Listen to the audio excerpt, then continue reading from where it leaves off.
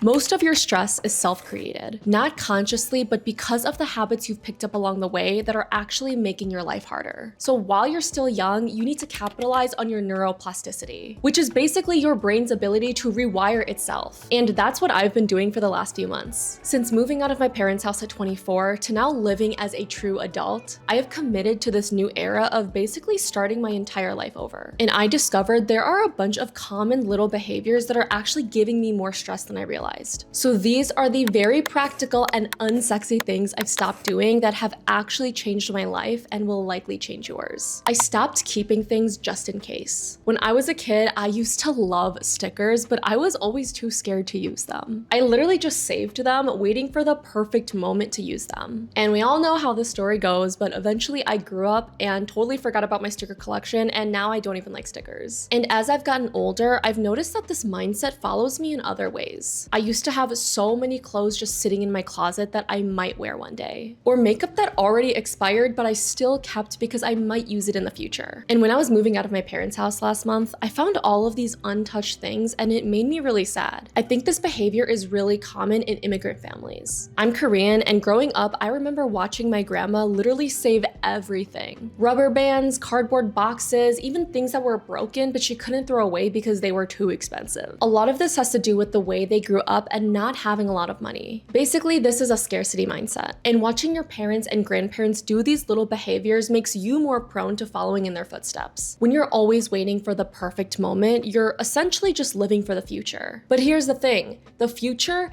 does not exist. Stop waiting for the perfect time. Don't keep waiting to live the life you want to live. Use the good candles, eat the fancy chocolate, and wear that nice outfit. And on that same note, get rid of the stuff that is no longer serving you. Throw away your iPhone box and your MacBook box. Trust me, I am guilty of this too. I mean, it's a nice box. But let's be real, it's pretty much useless now and it's just taking up physical and mental space. And this applies to everything else. If the shirt is too small, too itchy, or not the right fit, get rid of it. You are not obligated to hold on to stuff you don't like. You should enjoy life and only keep what is serving you. The second thing I stopped doing that immediately improved my life was checking my emails in the morning. Every time I did this, it would instantly send my nervous system into a spiral because I was basically starting my day already stressed out. This was a really hard habit for me to break because one, I would do it unconsciously, and two, everything related to work gave me anxiety, especially the thought of missing important messages, forgetting deadlines, or having to sort through the hundreds of emails I get on a weekly basis. Trust me, nothing was scarier than my inbox. And this is the problem that most of us have. We treat everything like it's urgent. Appointments, meetings, errands, even fun stuff. We are always on the defense, reacting to stuff that comes our way, rather than responding to it with calmness. No wonder everyone struggles with anxiety. So I have stopped treating my inbox like a war zone because now I have a system, and that's using Superhuman Mail that's part of the Superhuman Productivity Suite. This has been my lifesaver for staying organized and on top of my life. One of my favorite features is Split Inbox, where you can separate important conversations from everything else like marketing or promotional emails. This way I can actually see what needs my attention first. You can also use Ask AI to find small but important details in long email threads so you don't have to waste time manually digging through them. And if I need to reply or follow up with someone, Superhuman Mail can draft a response for me. I just review it and hit send. I have so much peace of mind now knowing my inbox is taken care of and nothing important is slipping through the cracks. This has 100% improved my workflow and my mental health. So if you're someone who dreads looking at their emails, I highly recommend having an actual system instead of just reacting to notifications all day. I'll leave Superhuman Mail linked below, and thank you so much to them for sponsoring this video. Oddly enough, I think some of us have the tendency to make self-care stressful, especially with social media. I mean, we see self-care routines, Sunday reset routines all the time, and they always look so productive and aesthetic. But constantly consuming that kind of content made me think I needed to do that. Like, I would have the most complicated, most packed Sunday routine, and it would honestly make me even more stressed because I didn't give myself that time to actually recharge. So now I have stopped making my Sunday Sundays stressful, and I actually enjoy them. Yes, I still grocery shop, meal prep, plan, etc., but I just keep it basic. I actually started doing my laundry on Saturdays just to take some of the load off of Sundays. And I started meal prepping simpler recipes. I just throw some meat on a sheet pan with some vegetables and I call it a day. And when it comes to planning, I just write everything on one sheet of paper and it only takes me like 5 minutes. You don't need to treat your life like a productivity Olympics. Sundays are the time to recharge and reset your mind for the week ahead. It is not the time to exhaust yourself with an endless to-do list. Space out some chores during the week so that your Sundays are less packed. And of course, do something that feeds your soul. It is the best way to avoid the Sunday scaries. Speaking of other fake productive behaviors, I also fell into the lie of multitasking, which basically says doing multiple things at once makes you a better person. But guys, in reality, you do not get a medal for looking busy. It is actually physically impossible to multitask because our brains lack the structure to do 2 or more things simultaneously. So really, even if you think you're multitasking, your brain is just switching between multiple things at once rather than focusing on all of them at the same time. When I try to multitask, I actually get less done and it takes me longer. It compromises the quality of your work and wastes more time. It's literally a lose-lose. So now I just focus on monotasking or doing one thing at a time. And if you tend to overthink like I do, I will just tell myself this is the only thing I have to do in this very moment, nothing else matters. And having this kind of mindset prevents my brain from thinking about other things. I am able to fully concentrate and get it done faster so that I can move on to the next thing. Surprisingly, this has been one of the best habits that has reduced my stress and overthinking. By allowing yourself to commit to one thing, you become calmer and more composed. And suddenly, a lot of the things that used to bother you don't anymore. Can I be very honest for a second? As a girl who loves healthy, productive habits and who obviously shares them on the internet, I wouldn't always approach mine in the best way, specifically when it came to fitness. For most of my life, I worked out because I wasn't happy with the way I looked. I exercised to earn food. I always wanted to change something about my body, and it was never enough.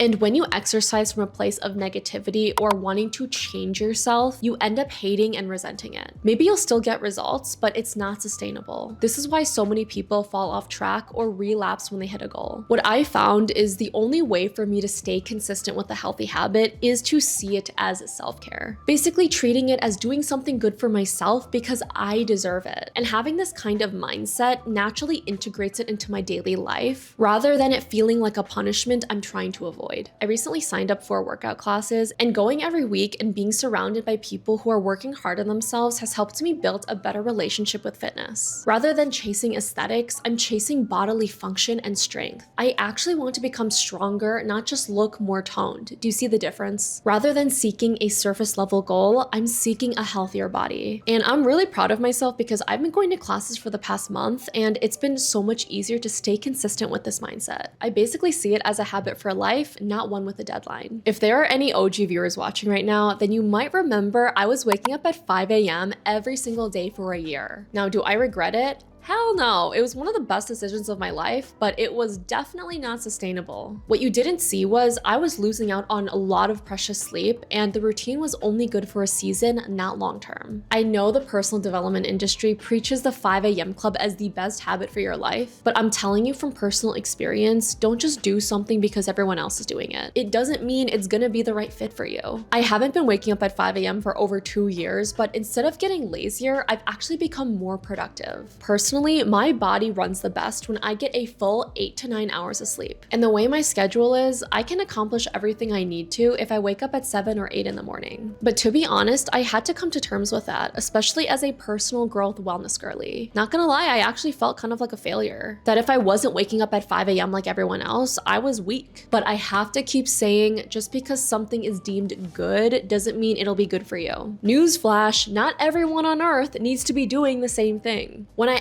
actually started listening to my body and figured out a routine that was right for me, it made my life so much easier. It lowered my cortisol, and I no longer felt like I was constantly swimming upstream. Just be careful about the advice you hear online. I mean, even for me. Only you know yourself the best, and that is the only voice you should be listening to. Probably the weirdest and unsexiest habit I've stopped doing that has surprisingly improved my life the most is ignoring my bank account. Tell me if you relate to this, but I used to avoid checking my bank account because I was scared of what I might see. But weirdly enough, avoiding my finances made me more stressed out because I wasn't aware of what I was spending, so I could only imagine what it was like. And my mind jumps to conclusions, so I was always on edge around money. But when I moved out and got my own apartment in Chicago, I realized that I could not keep avoiding the truth if I wanted to live on my own. I mean, you just have to know your expenses if you're living independently. Like, that is a non-negotiable. And funnily enough, now that I check my bank account every day, I just feel so much more at peace because now I am actually aware of my financial situation. And if there's an accidental purchase or fraud, like what happened to me last month, I can catch it and take care of it immediately. Having awareness also just makes you more conscious of your spending habits. It's just good to think twice about what you're buying instead of just mindlessly shopping. And when you do want to treat yourself, you know how much you're willing to spend and if you really do need it right now. Ignorance is not bliss, y'all, okay? Stay informed out there. When you know what's going on in your life, you have more control and power. I've yapped a lot, so if anything in this video resonated with you, please let me know in the comments. I actually do read everything you write. And if you want a deeper dive into how to actually stay consistent with the right habits, then watch this video right here. All right, thanks for chilling with me and I'll catch you next week.